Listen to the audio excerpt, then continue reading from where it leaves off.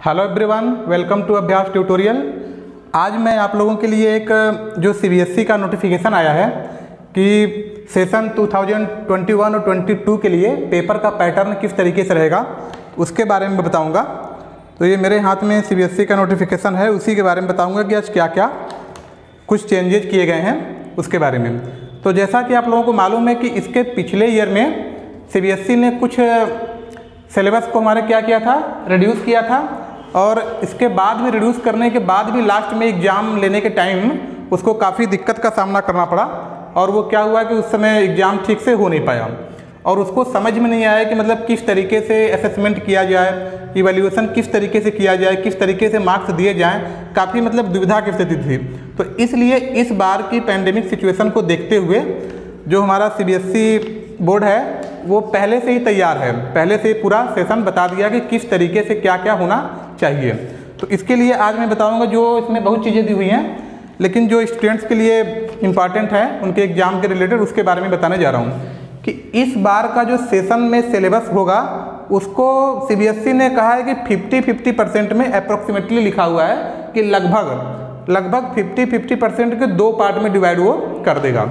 जैसे मान लीजिए अगर साइंस में 16 चैप्टर है तो वो 8 के दो पार्ट में डिवाइड करेगा, और एग्ज़ाम जो है कि एक सेशन में दो बार लिया जाएगा।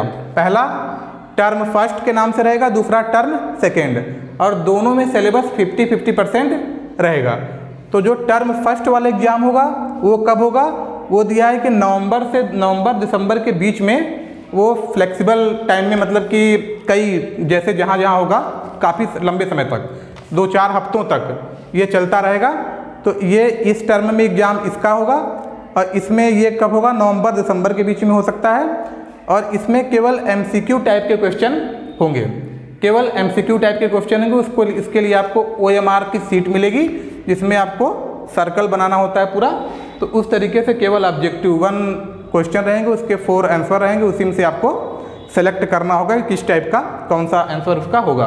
और इसमें केस स्टडी के बेस पे क्वेश्चन रहेंगे, एसरेशन और रीजन वाला जो क्वेश्चन होता है वो भी इस टाइप में रहेंगे। मतलब एकदम अच्छे तरीके से प्रैक्टिकल रिलेटेड भी एकदम डीप नॉलेज में सब कुछ इसमें रहेगा एमसीक्यू में। और ये 90 मिनट का क्वेश्चन पेपर होगा, और इसमें भी ये नहीं दिया है कि कितने क्वेश्चन होंगे, लेकिन 90 मिनट ड्यूरेशन दे दिया है कितने टाइम का होगा क्वेश्चन। और जो टर्म सेकेंड होगा वो होगा आपका मार्च और अप्रैल के बीच में, मार्च या अप्रैल में जब भी हो सकता है। और ये पेपर होगा 2 आवर्स ड्यूरेशन का। और ये एकदम जो पेपर होगा ये पूरा जैसे पेपर होता है जिसमें short answer type, long answer type, सब टाइप के क्वेश्चन होते हैं, उसी टाइप का पूरा ये थ्योरी टाइप का पेपर होगा। तो टर्म सेकेंड में ये सब हो जाएंगे, केस बेस्ड होंगे, सिचुएशन बेस्ड होंगे, short answer, long answer type के क्वेश्चन, मतलब जैसे एग्जाम देते आए हैं जो पेपर अब तक उस टाइप का होगा। बस केवल एक चेंज है कि आपका जो पहला वाला टर्म होगा उसमें क्या है, एमसीक्यू बेस के क्वेश्चन होंगे केवल। और ये बहुत ही इम्पॉर्टेंट है, इसमें आपको समझो एकदम सेमेस्टर सिस्टम का बन गया। तो और देख लेते हैं इसमें कि क्या क्या चीज़ें हैं। हाँ, इसमें देखिए और दिया हुआ है कि at the term first, at the end of the first term, जब फर्स्ट टर्म की पढ़ाई पूरी हो जाएगी, the board will organize term first examination in a flexible schedule to be conducted between November December 2021 with a window period of 4 to 8 week for school situated in different part of country। मतलब जब पहले term की पढ़ाई खत्म हो जाएगी तो term first का एग्जामिनेशन होगा नवंबर दिसंबर के बीच में। और दूसरा दिया है कि the question paper will be multiple choice question paper MCQ based होंगे, इंक्लूडिंग केस बेस्ड पे क्वेश्चन रहेंगे, और एसरेशन रीजन टाइप का जो क्वेश्चन होता है उस टाइप के रहेंगे। और उसका ड्यूरेशन होगा 90 मिनट का, टर्म फर्स्ट का ड्यूरेशन होगा 90 मिनट का। And it will cover only the rationalised syllabus of term first only. और ये जो टर्म फर्स्ट के लिए सिलेबस अभी सीबीएसई बताएगी, अभी कुछ उसके बारे में बताया नहीं है, लेकिन एक ये अंदाज़ा बता दिया है कि सिलेबस रिड्यूस होगा और वो सिमिलर हो सकता है कि 2021 की तरह ही हो। तो 30% पिछली बार कम हुआ था, तो इस बार भी हमें लग रहा है कि सेम सिलेबस वही रहेगा, 30% रिड्यूस होगा। तो हो सकता है कि रिड्यूस उतना ही हो या कुछ थोड़ा बहुत कम ज़्यादा हो सकता है। तो ये बताया इसमें कि सिमिलर 2021 के हिसाब से ही होगा। और उसमें से भी आधा आधा कर देगा 50%। अब वो 50% में क्या क्या देगा वो अभी कुछ दिन बाद नोटिफिकेशन आ जाएगा, अभी उसके बारे में बताया नहीं है। तो टर्म फर्स्ट में ये हो गया। और दिया है कि question paper will be sent by the CBSE to school. अब क्वेश्चन पेपर CBSE सेंड करेगी, स्कूल अपने मन से नहीं बनाएंगे।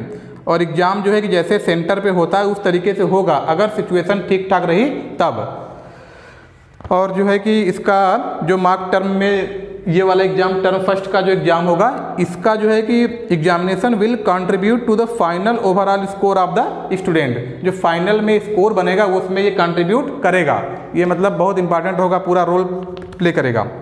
और टर्म सेकेंड वाला जो है उसमें दिया है कि at the end of second term के एंड में the board would organize term second और ईयर एंड एग्जामिनेशन। लास्ट में ये मार्च अप्रैल में ईयर एंड एग्जामिनेशन होगा टर्म सेकेंड। और ये भी किस बेस पे होगा, ये भी केवल टर्म सेकेंड का जो सिलेबस होगा 50% उसी के बेस पे होगा। जिस सिलेबस का एग्जाम आपने टर्म फर्स्ट में दे दिया है उसका एग्जाम आपको अब नहीं देना, उसकी पढ़ाई नहीं करनी है। उसके आगे वाला जो टर्म सेकेंड का सिलेबस होगा बस उतना ही आपको पढ़ना होगा, काफ़ी कम हो जाएगा। तो आपके पास एक बहुत अच्छा चांस है इस बार नंबर अच्छा लाने का, marks. This examination would be held around March April 2022 at the examination centre fixed by the board. और ये कब होगा, मार्च अप्रैल 2022 को होगा। और इसमें जो CBSE के द्वारा जो कि सेंटर अलॉट किए जाएंगे वहाँ पे एग्जाम होगा, अगर सिचुएशन ठीक ठाक रही तब। The paper will B 2 hours duration, paper 2 घंटे का होगा। And have question of different format, इसमें अलग अलग टाइप के क्वेश्चन रहेंगे, जैसे केस बेस्ड पे रहेंगे, situation based, open ended, short answer type question रहेंगे, लॉन्ग आंसर टाइप के क्वेश्चन रहेंगे। मतलब जैसा पेपर पहले था उस टाइप से इसमें सब कुछ रहेगा। और टर्म फर्स्ट में केवल MCQ बेस्ड क्वेश्चन रहेंगे। अब देखिए, अब दिया है कि in case the situation is not conductive for normal descriptive examination.